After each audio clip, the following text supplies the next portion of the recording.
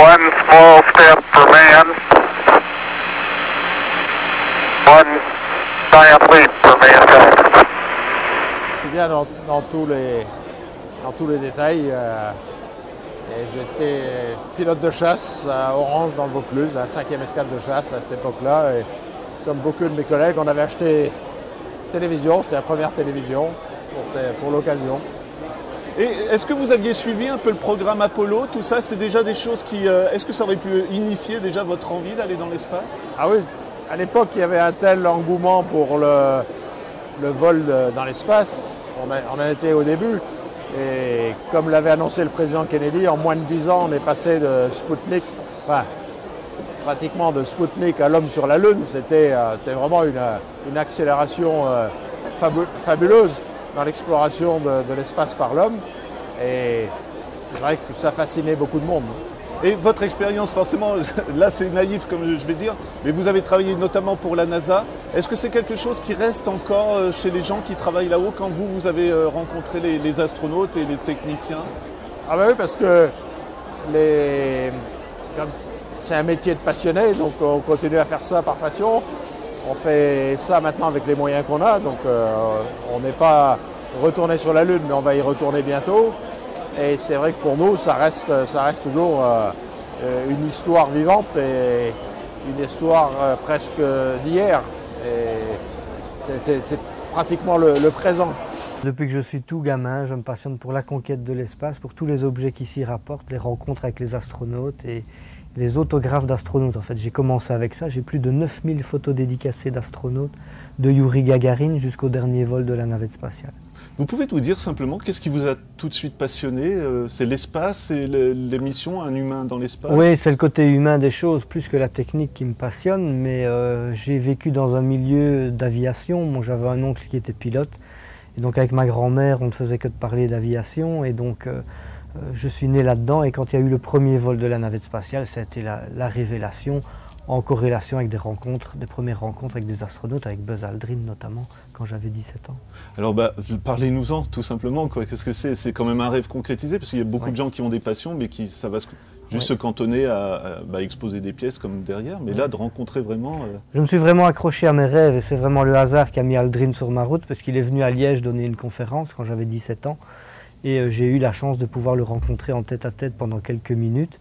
Et donc, je lui avais déjà écrit, il m'avait déjà envoyé une photo dédicacée, donc ça a été un peu mon laissez-passer, j'ai sorti la photo, je lui ai montré, et il s'est éclairé tout de suite, et « Ah oui, je vous ai envoyé ça, c'est formidable », et puis il m'a dédicacé d'autres choses. Il m'a serré longuement la main, ça je me souviens très très bien, et moi j'ai regardé ses pieds qui avaient marché sur la Lune, et j'ai regardé ses yeux qui avaient vu la Lune, j'étais vraiment fasciné. Ce n'est pas tellement les questions qu'on va poser qui font peur, c'est d'abord la poignée de main qui est très impressionnante. Et le fait de serrer la main à quelqu'un qui avait marché sur la Lune, pour moi c'était déjà un événement en soi. Je n'avais pas pensé à des questions spécialement. Pour moi, être à côté, le voir, lui serrer la main, le toucher, pour moi c'était déjà extraordinaire. Puis c'est vrai que si l'astronaute est sympathique, il va tout de suite mettre en confiance, il va poser des questions, lui, et puis il y a un certain dialogue qui va s'établir. Mais il ne faut pas oublier que j'avais que 17 ans à l'époque. Mon anglais, c'était pas plus que... surtout avec un Américain, c'était pas ça. Et donc, il y a plus un contact physique, je dirais, qui s'est établi plutôt qu'un dialogue oral. Et parlez-nous un petit peu des autres rencontres, parce que finalement, je pense que ça donne envie de lancer le défi un peu plus loin à chaque fois, non? Oui, évidemment. Donc, sur les 450 personnes qui sont allées dans l'espace, j'en ai environ rencontré 360. Et pas plus tard que vendredi dernier, j'étais au Salon du Bourget avec David Scott, le 7e homme qui a marché sur la Lune.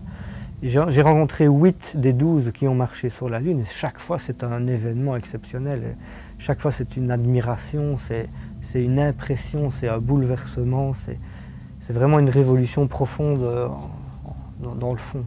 Et vous les avez rencontrés, certains des astronautes qui ont été sur la Lune? Ah oui, tout à fait, oui. Ouais. Et alors, parce qu'on dit qu'il y en a qui ne s'en sont pas remis et... Oh non. Ça c'est une légende, oui. Non, c'est une légende. Il y en a 2 ou 3 que je vois très régulièrement et ils en parlent peu parce qu'ils en ont marre d'en parler.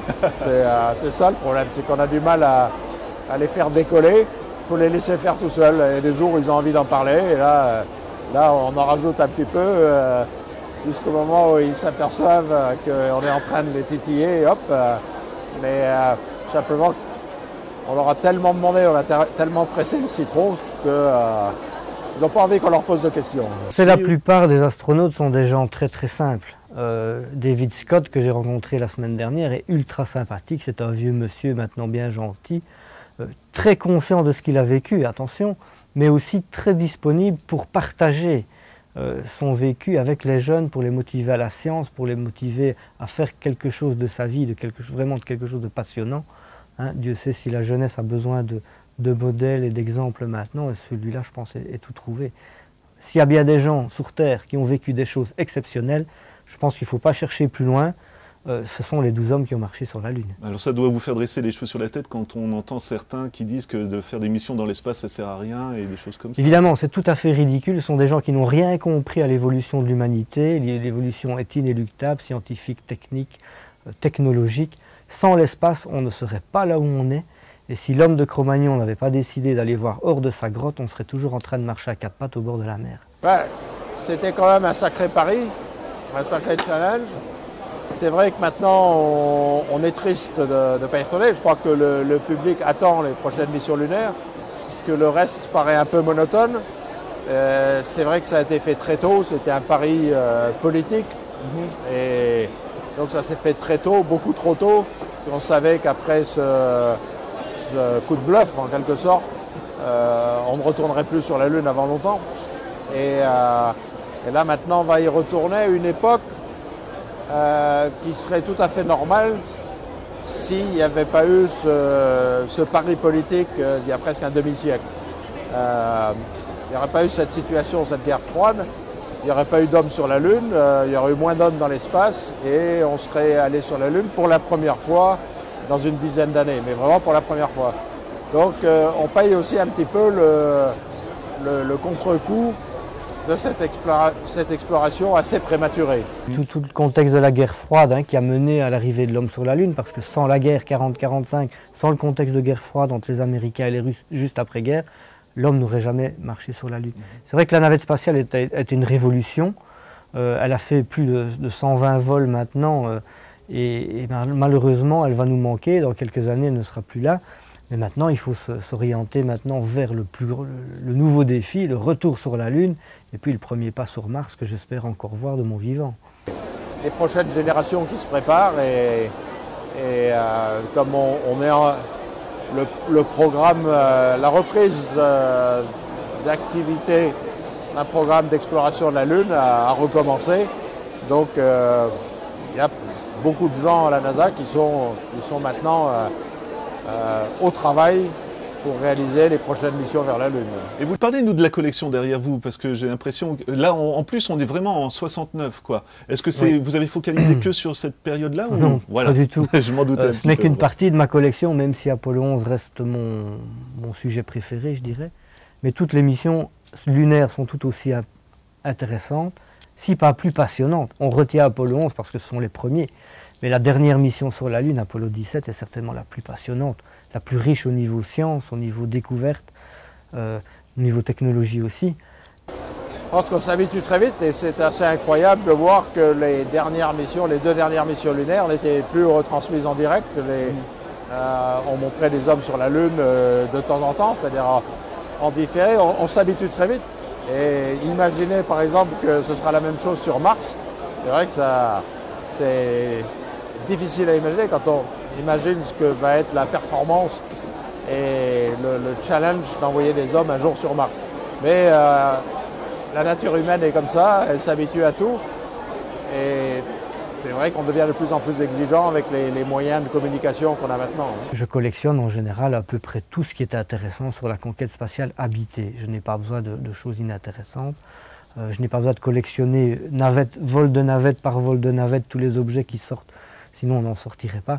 Mais c'est quand même les vols sur la Lune qui pour moi sont les plus extraordinaires. Et on peut le voir sur les images qui défilent pendant qu'on fait l'interview, mais vous avez des pièces qui couvrent tout et dès 69 oui. Déjà c'était lancé cette idée de... Oui, c'était quoi aussi d'honorer aussi les astronautes par le peuple américain, j'imagine. Mais le peuple américain, c'était un événement exceptionnel pour lui. Il avait subi des dizaines d'échecs au niveau spatial toutes les années qui précèdent. Il était temps que ça s'arrête. Ils avaient avalé le Spoutnik, Laika, le premier être vivant, la première marche dans l'espace, le premier vaisseau spatial triplace, tout leur échappait. Les fusées explosaient les unes après les autres alors que les Russes envoyaient déjà des satellites dans l'espace. Et donc, il était vraiment temps de renverser la vapeur. Et il y a eu d'abord la première mission Apollo 8, probablement le premier équipage qui a tourné autour de la Lune en 68. C'était déjà un événement extraordinaire, mais alors ce n'était encore presque rien à côté du premier pas de l'homme sur la Lune. Et connaissant les Américains, vous les connaissez aussi sans doute, ils sont les premiers à éditer des souvenirs, des tas de gadgets qui paraissent très kitsch, probablement maintenant, mais il faut se replonger aussi dans le contexte de l'époque et de la portée et de l'événement historique que représentait le premier pas de l'homme sur la Lune. Et dites-moi comment vous avez commencé cette collection, parce que ça doit être quand même un travail de fou aussi. Vous vous êtes déplacé, vous m'avez expliqué avant le tournage, mais oui. La motivation aussi, comment on trouve ces pièces-là? Les premières pièces ont commencé à tomber quand j'ai rencontré Buzz Aldrin. Donc il m'a dédicacé une photo, un livre, une photo de lui sur la Lune.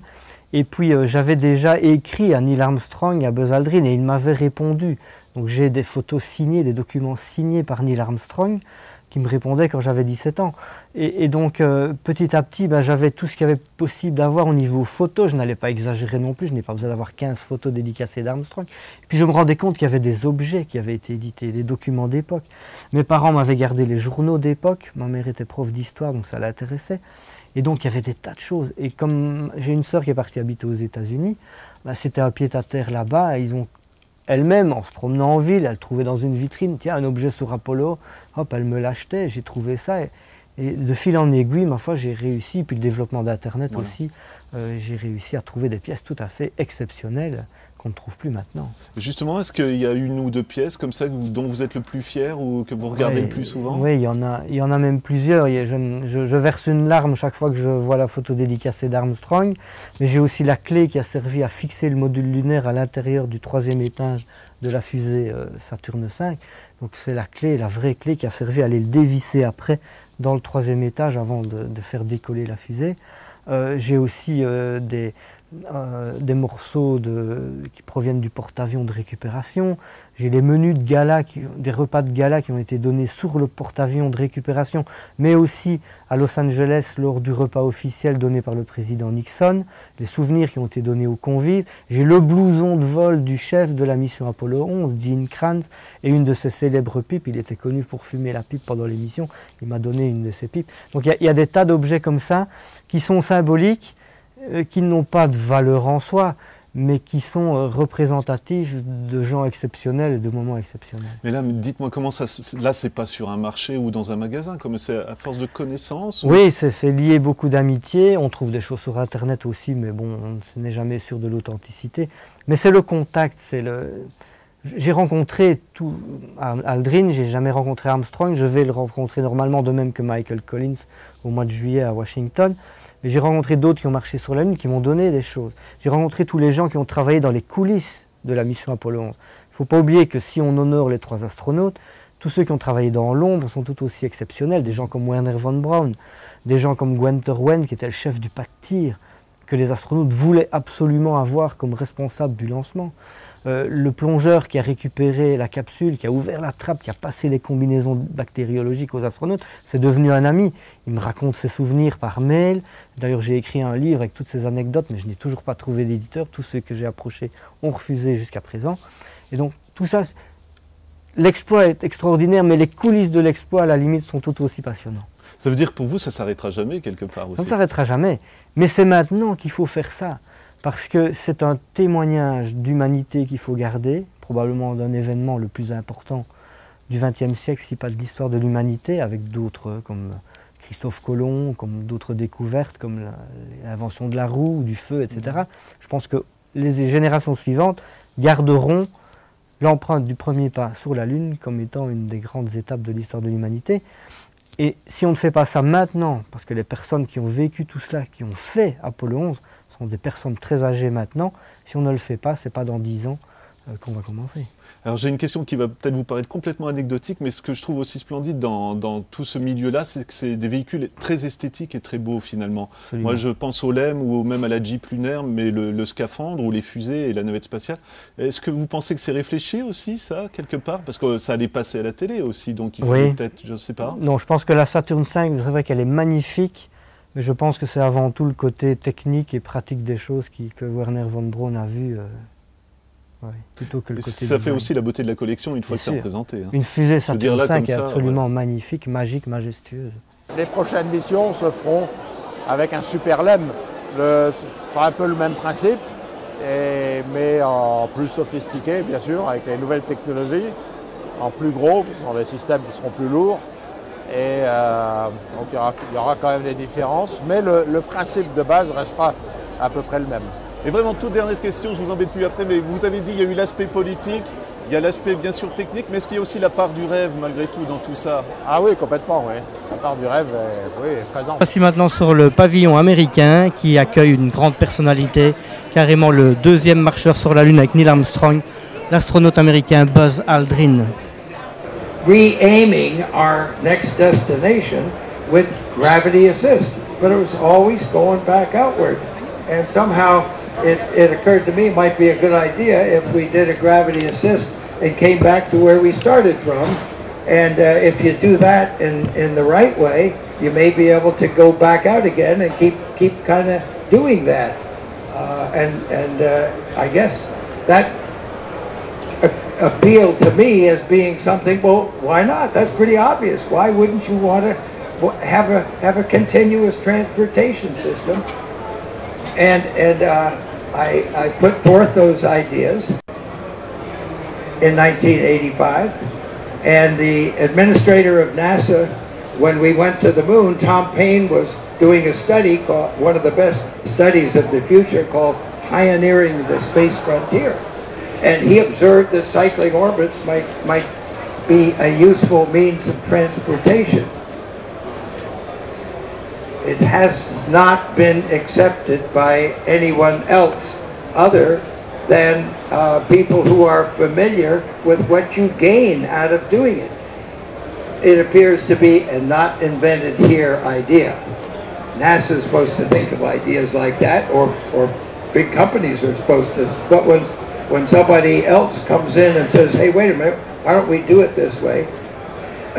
John Houbolt was one of those people who came up with a better way of doing things and going to the moon than the conventional wisdom exhibited by Wernher von Braun. He was a rocket maker, not a spacecraft, not a mission planner necessarily, but it takes all types. And I find the challenging idea of what should we be doing and what should we maybe not be doing, because if we're doing what we really shouldn't be doing, we're diverting a lot of resources, and we may get stuck and bogged down. And to me, if we were to say our destination is to return to the moon with government NASA astronauts, that's the kind of diversion I'm talking about. We don't need to do that again. Look at the advances that we've made in robotic activities that certainly can be done very well, and samples obtained where we need to at the moon. To send people back there, you need big rockets, big landers, and you need to supply people there at the expense of pioneering other objectives in space. And for quite a number of presidents now, the ultimate objective has been Mars. All right, why don't we get off our duff and make that a specific objective of doing that in some time period with the best plan we can come up with. Now, when should we do that? I kind of have a soft spot for the 50th anniversary of first landing on the moon. Now, maybe that can be built to be a specific celebration time when we relook at where we've come since then and where we ought to go. Maybe the objective will take more than 1 decade to send a man to the moon and bring him back safely. Maybe it'll take 2 decades for the United States to lead internationally the permanence of human beings on another planet, and if we choose maybe not to do that, someone else will. I'm convinced we're not going to reside on this planet forever. Stephen Hawking agrees with me. He set a time limit of 200 years, and I told him I think we can do better than that. I think we can begin to establish a foothold somewhere else. The establishment of permanence is also indicated by the cost that it takes to bring people back. You have to have a whole launching system to take people from Mars, launch into orbit, and do all the things that we have to do from here to get there. And there's not that much to bank on that's already at Mars to support a return trip. And why would you want to bring back people who have been there learning specific things about how to survive, and you bring them back to write their memoirs? If you're not ready to send people there permanently, then don't send them there at all, is my point of view. To go there and come back, and then go there again and come back. I would hazard a guess that the U.S. Congress will figure out that we know how to do that and they know how to spend the money somewhere else. And we will have wasted the entire effort of doing that. I feel that somehow the commitment that the President made in 2010 to send human mission to an asteroid in 2025 was not joined, was not, the reason for doing that was not that clear. At least it was misinterpreted. The human mission to an asteroid in 2025, in my way of thinking, is not to examine an asteroid. The asteroid just happens to be there as something that will give navigation reasons. We can take pictures of it, do what we can with humans, but the purpose is to qualify an interplanetary spacecraft to go further than just the moon. It's a very complex activity to set up the necessary facilities on the moon of Mars to then be able to build a base on the surface of Mars. Now, why would we want to do that? Well, I think if people are going to be there and stay there, we want to make sure that what they're occupying has been very well put together, or the mission is going to kind of be lost right from the beginning. So those are the prudent reasons why I believe we should do things at the moon, and there are several things we can do there that contribute to our ability to be able to move on further, and at the same time will be helping other international nations do what they're planning on doing. So to me, that should govern what we do at the moon. We just don't want to ignore it. That would be very disastrous. But while we're doing what we think we should do at the moon to prepare us to go to Mars, we're certainly going to be looking over our shoulder to see what other people are beginning to think is important for humans to be doing at the moon. And after setting up a reasonable transportation system that I think we can do between Earth and Mars to assure the additional people to maintain a growing population, we have other capabilities that we can begin to look other places. In fact, at the moon, maybe one. I don't know that now. I have essentially set up a plan that requires a conservative approach to humans at the planet Mars. A conservative approach means Not that we're going there and then turn around to come back, because it is very difficult to come back. The alternative is to stay there. And I think that's consistent with exploration, as has been done in the past by human beings, to go somewhere. And it's trivial in Europe for me to state that the Pilgrims on the Mayflower didn't hang around Plymouth Rock looking for the return trip. They committed themselves to a settling future. And thank goodness that they did. And I think the time has come to closely examine our options. I've been to the moon, and my observation would be it's a lousy place to set up housekeeping. It gets too damn hot during 13 days of sunlight, and it gets damn cold during 13 days of darkness. Now, the characteristics of Mars are really very close to what we have here, just further away from the sun. So the year is not 365 days, it's 689 days. But the tilt is not too far from the tilt that Earth's axis has. And how long does it take to make one revolution at Mars?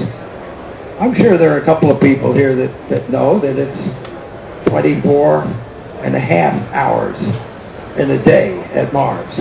That's not bad. Why wouldn't that be a place that many people think was covered by an ocean at some time? Now, the thin atmosphere of Mars has fast, high-velocity winds, and it has a lot of dust.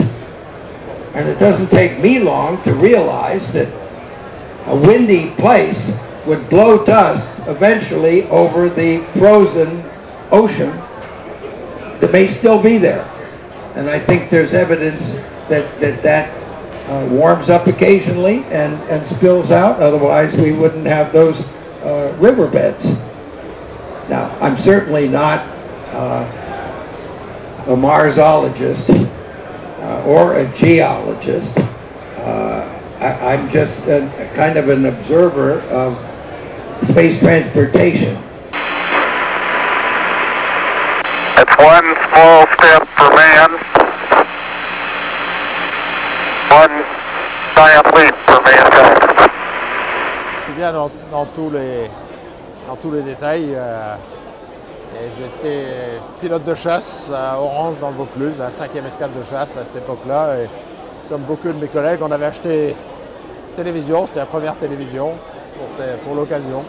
Depuis que je suis tout gamin, je me passionne pour la conquête de l'espace, pour tous les objets qui s'y rapportent, les rencontres avec les astronautes et les autographes d'astronautes. En fait, j'ai commencé avec ça, j'ai plus de 9000 photos dédicacées d'astronautes, de Yuri Gagarin jusqu'au dernier vol de la navette spatiale.